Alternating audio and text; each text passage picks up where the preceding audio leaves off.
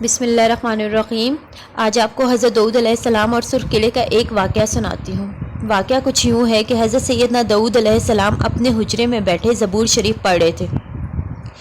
دیکھا کہ مٹی میں سے ایک سرخ کیڑا نکلا ہے۔ انہوں نے اپنے دل میں کہا کہ اس کیڑے کو اللہ نے کس بات کے لیے بنایا ہے۔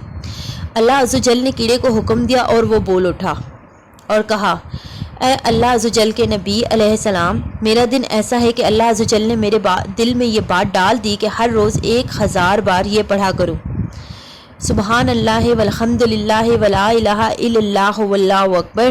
ترجمہ: اللہ عز و جل پاک ہے اور اللہ عز و جل کی حمد ہے، اور اللہ عز و جل کے سوا کوئی معبود نہیں، اور اللہ عز و جل سب سے بڑا ہے۔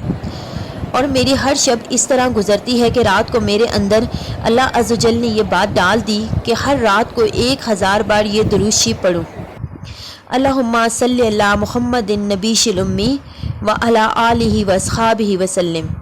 ترجمہ: اے اللہ عز و جل محمد نبی امی صلی اللہ علیہ وسلم پر رحمت فرما اور آپ کی آل و اصحاب پر سلامتی فرما۔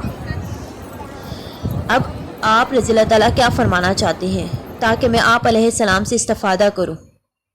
حضرت داؤد علیہ السلام اس کیڑے کو حقیر جاننے پر شرمندہ ہو گئے، اللہ عز و جل سے ڈر کر توبہ کی اور اسی پر بھروسہ کیا۔ پیارے اسلامی بھائیوں، ان حکایات سے معلوم ہوا کہ اللہ عز و جل کی ساری مخلوق اس کی یاد میں محو ہے، ایک انسان ہی ہے جو اس کی یاد سے غافل ہو جاتا ہے۔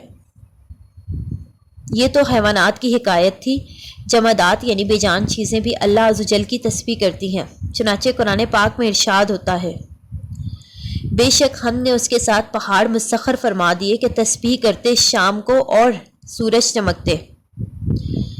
اس آیت مبارکہ سے معلوم ہوا کہ پہاڑ بھی اللہ عز و جل کی تسبیح بیان کرتے ہیں۔ امید ہے کہ آپ کو یہ حکایت بہت پسند آئی ہوگی اور آپ بھی اللہ تعالیٰ کی عبادت میں غفلت نہیں کریں گے، انشاءاللہ۔ آمین۔